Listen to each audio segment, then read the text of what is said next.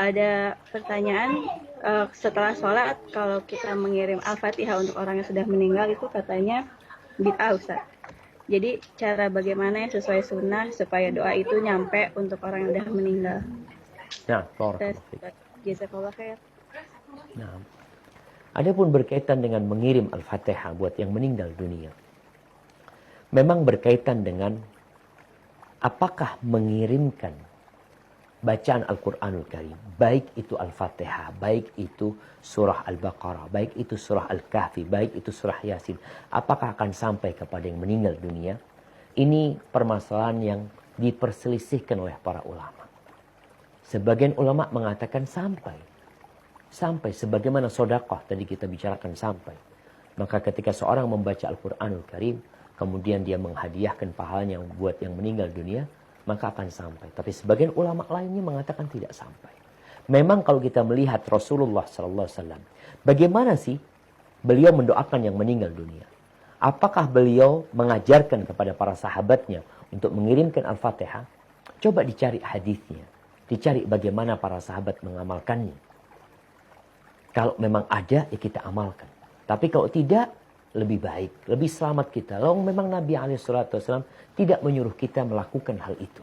Tapi sekali lagi, sebagian ulama mengkiaskannya sebagaimana sedekah itu bisa sampai, maka bacaan Quran pun bisa sampai. Tapi kalau kita menilai bagaimana Nabi SAW mendoakan yang meninggal dunia, ya beliau mendoakan aja. Allahumma gfir lahu. Seperti sholat jenazah. Kita lihat nih. Bagaimana ritual sholat jenazah. Takbir pertama kita baca Al-Fatihah. Dan Al-Fatihah itu kita tidak kirimkan kepada yang meninggal dunia. Itu kita baca Al-Fatihah. Kemudian takbir kedua kita sholawat buat Nabi SAW. Dan itu pun kita tidak kirimkan buat yang meninggal dunia. Kita membacanya untuk kita. Takbir yang ketiga di sini berisikan doa. Setelah Al-Fatihah, setelah sholawat kita mendoakan yang meninggal dunia. Bukan mengirimkan Al-Fatihah dan sholawatnya. Kita katakan Allahumma gfir lahu, warhamhu, wa'afihi, wa'fu anhu, wa akrim nuzulahu, wa wassi' mudkhalahu, waghsilhu bil ma'i wal thalji wal barad.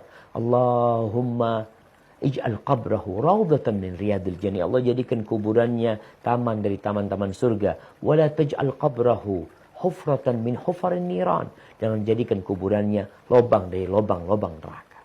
Jadi seperti itu. Setelah itu takbir yang keempat beliau mendoakan lagi. Maka kalau kita ingin mendoakan orang tua kita, ya doakan.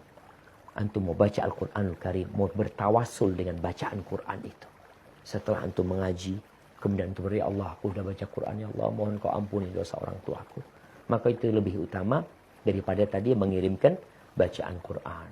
Tapi memang masalah ini diperselisihkan oleh para ulama. Hada wallahu a'lam bis-shawab. Nah.